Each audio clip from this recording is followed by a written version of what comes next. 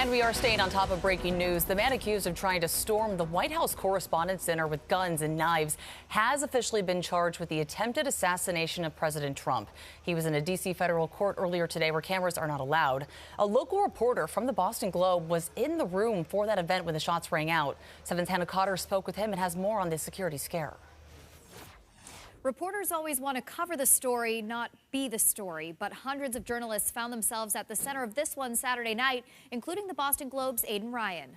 It was quite the first byline from our nation's capital. Aidan Ryan attended his first White House Correspondents Dinner on Saturday as a reporter for the Boston Globe.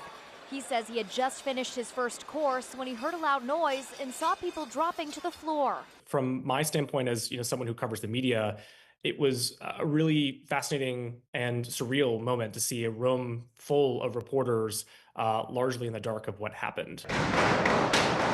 That loud noise turned out to be gunfire, but the hundreds of reporters inside the ballroom didn't know that at the time.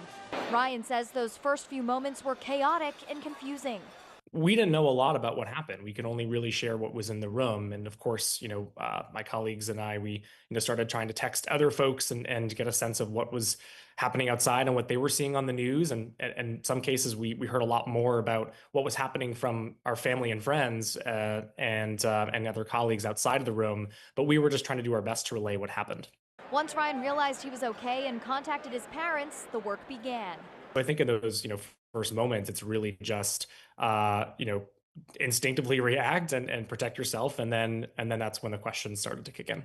Ryan wrote about his experience in the Boston Globe. In terms of security, he says he had to show his invitation multiple times to even get in the ballroom. In the newsroom, I'm Hannah Cotter, 7 News.